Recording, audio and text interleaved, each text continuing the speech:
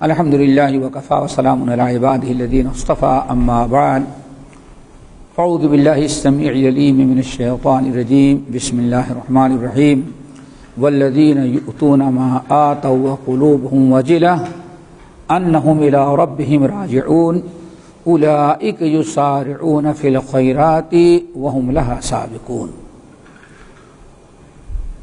ماہ رمضان کے بعد جو مہینہ شروع ہوتا ہے شوال، اس کا بھی بہت ہی بعد اعتبار سے بعد ناحیے سے اس کا بھی تعلق رمضان کے روزوں سے ہے، اسی لیے ماہ شوال کے متعلق کچھ باتیں آپ حضرات کے سامنے ہم رکھنا چاہتے ہیں۔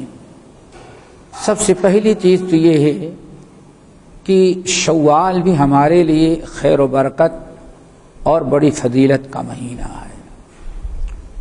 ایک فضیلت کی وجہ تو یہ ہے کہ اللہ کے رسول صلی اللہ علیہ وسلم نے اس مہینے میں ہمیں 6 دن کا روزہ رکھنے کا حکم دیا اور اس کی بڑی فضیلت بیان کی۔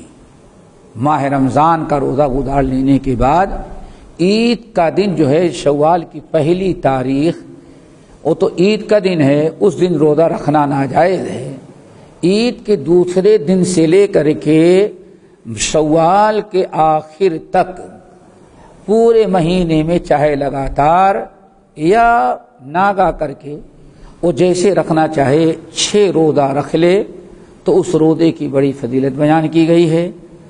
حضرت ابو ایوب الانصاری رضی اللہ تعالیٰ عنہ کی حدیث، رسول اللہ صلی اللہ علیہ وسلم نے ارشاد فرمایا من صام رمضان ثم اتبع 6 من شوال، جس شخص نے ایمان اور اخلاص کے ساتھ شوال کا مہینہ رکھا اور شوال کا رمضان کا روزہ رکھا، جس شخص نے ایمان اور احتساب کے ساتھ ماہ رمضان کا روزہ رکھا اور ماہ رمضان کے بعد 6 دن کے روزے شوال میں رکھ لیے تو اللہ رب العالمین کان کمن صام الدہر، تو اللہ رسول نے ارشاد فرمایا اس نے گویا کہ پورے سال بھر کا روزہ رکھ لیا۔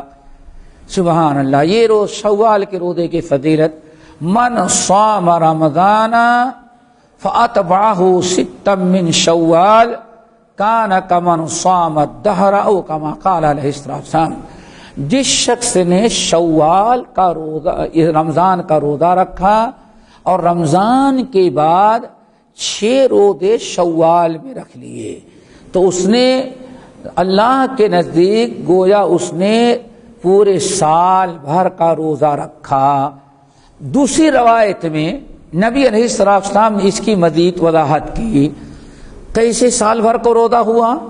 روزہ رکھا 36 دن کا، یعنی 1 مہینے 6 دن کا روزہ رکھا، اور اللہ تعالیٰ کے ہاں روزہ لکھا جاتا ہے کہ اس نے پورے سال بھر کا روزہ رکھا، پورے سال میں کبھی 1 دن کا بھی روزہ اس نے ترک نہیں کیا۔ وہ کیسے؟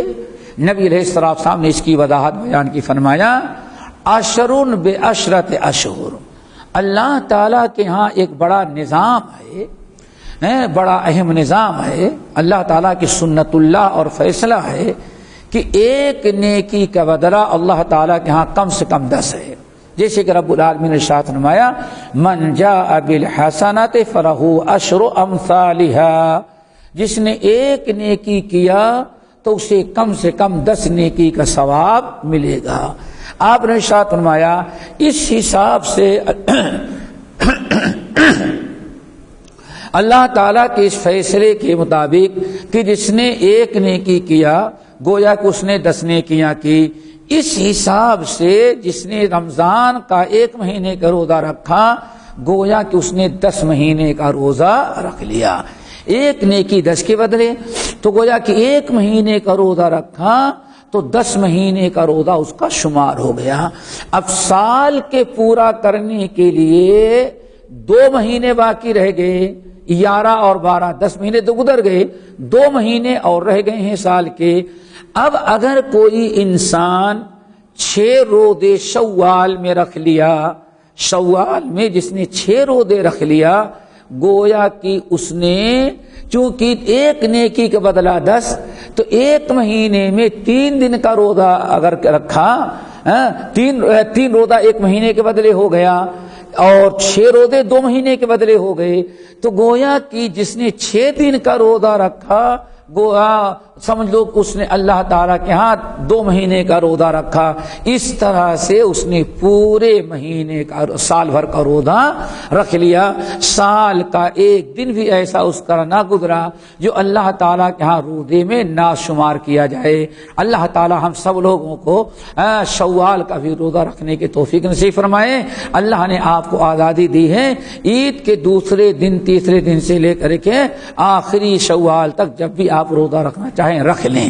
یہ روزے کے شوال کے روزوں کی اس لیے بھی بڑی اہمیت ہے. ایک دوسری وجہ اور ہے وہ یہ کہ جتنے بھی فرائض آپ دیکھیں گے مثلا نماز لے لیں ہر فرائض کے پیچھے اللہ تعالیٰ نے سنن اور نوافل کا اہتمام کیا ہے. عشاء کی نماز پڑھتے ہیں عشاء کی نماز کے بعد 2 رکعت سنت اور پہلے آ جائیں تو جتنا چاہیں آپ پڑھ لیں. فجر کی نماز پڑھتے ہیں فجر سے پہلے 2 رکعت کی سنت. ظہر کی نماز پڑھتے ہیں پہلے بھی سنت اور بعد میں سنت. ہر فرائض کے ساتھ ساتھ دیکھیں اللہ تعالیٰ نوافل اور سنن کا اہتمام کرتے ہیں. اللہ رب العالمین نے زکوٰۃ فرض قرار دیا اور سال بھر نفلی صدقات کرنے کا بھی حکم دیا ہے. اس طرح سے جتنے بھی فرائض ہیں فرائض کے ساتھ ساتھ نوافل کا بھی حکم دیا ہے. ماہرہ اگر کوئی انسان فریض حج ادا کر چکا ہے تو نفلی حج اور روزے کی رغبت دلائی نفلی حج اور عمرے کی بڑی رغبت دلائی گئی ہے. اس کی وجہ اصل میں یہ ہے نبی علیہ الصلوۃ والسلام ارشاد فرماتے ہیں کہ قیامت کے دن بندے کا حساب سب سے پہلے اللہ تعالیٰ نماز کا لے گا. نماز کا حساب جب لے گا تو فرشتے جب بندے کی نماز کا حساب لیے تو نماز میں بندہ کامیاب نہ ہوا. فرائض میں جتنی نمازیں ہونی چاہیے تھی فرائض کی نمازیں اتنی نہیں جتنے میں بندہ کامیاب ہو سکے. کچھ نمازیں رد کر دی گئیں کچھ قبول نہیں کی گئیں تو اس لیے نجات بھر کے لیے اس کے پاس فرائض نماز نہیں ہے. فرشتے اللہ تعالیٰ سے ارشاد فرماتے اللہ یہ تیرا بندہ نماز میں تو فیل ہو چکا نماز میں کامیاب نہیں ہوا.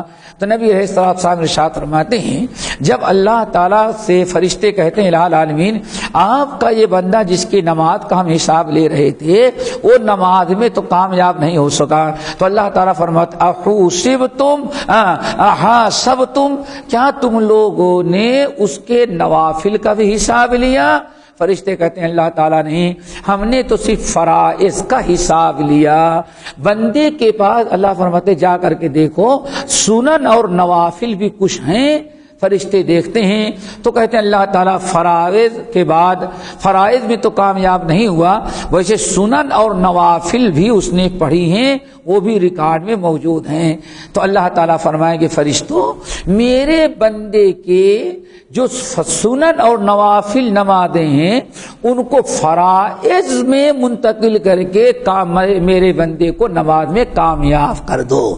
اس حدیث سے اندازہ یہ لگا کہ قیامت کے دن حشر کے میدان میں حساب کتاب کے وقت فرائض میں جو کچھ کمی ہو جاتی ہے کچھ نقص رہ جاتا ہے اس کی تکمیل اللہ تعالیٰ سنن اور نوافل سے کرتے ہیں.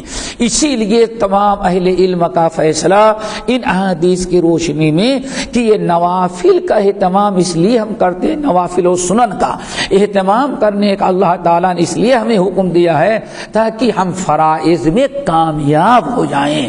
اگر فرائض میں کوئی کوتاہی رہی تو ہماری نفلی عبادات سے اللہ تعالیٰ فرائض کو مکمل کر دے گا. اسی لیے نماز کے علاوہ روزہ بھی دیکھیں. روزے کے میں بھی رمضان کا 1 مہینے کا روزہ فرض ہے. اللہ کے رسول نے دونوں طرف رمضان سے پہلے بھی اور رمضان کے کے بعد بھی ہمیں روزہ رکھنے کا حکم دیا ہے۔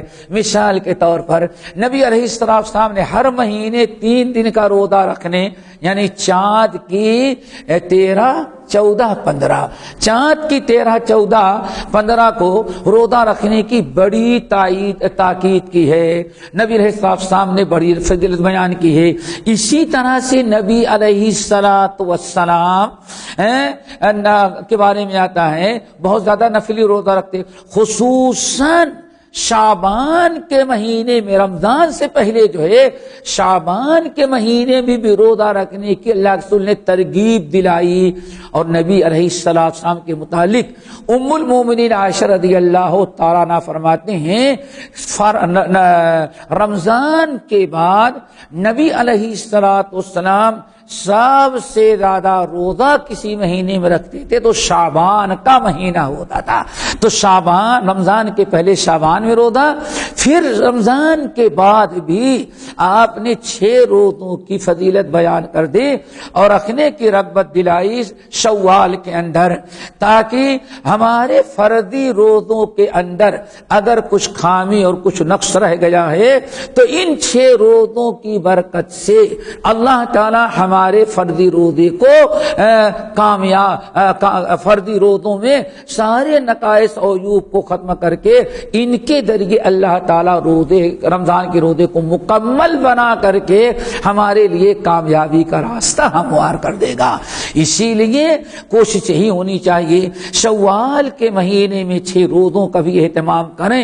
اللہ نہ کرے ہمارے رمضان کے روزے میں کچھ اگر کمی ہوگی تو انہی شوال کے روزوں سے اور شعبان کے روزوں سے اللہ تعالی ہمارے روزوں کی تکمیل کر دے گا۔ اسی لیے نبی علیہ السلام نے بڑی رغبت دلائی اور تمام علماء اور ائمہ کے نزدیک شوال کے 6 روزوں کا رکھنا مستحب و سنت قرار دیا ہے، اور بعض علاقوں میں اس کا نام شش عیدی روزہ رکھا ہے، شش عیدی روزہ رکھا ہے، کچھ بھی نام دیں، لیکن بہرحال عید وغیرہ سے اس کا کوئی تعلق نہیں، اس کا تعلق ماہ رمضان کے روزوں سے ہے۔ ابو ایوب الانصاری کی حدیث اور دوسرے صحابی کی بھی حدیث مروی ہے جو ہم نے آپ کے سامنے رکھا۔ اللہ تعالیٰ سے دعا کرو اللہ تعالیٰ ہم سب کو جیسے ماہ رمضان میں فردی روزہ رکھنے کی توفیق نصیب فرمائی، ایسے ہی شوال میں 6 روزے رکھنے کی مزید توفیق عطا کر دے۔ اقول قولی ھذا واستغفر اللہ من کل ذنب واتوب الیہ۔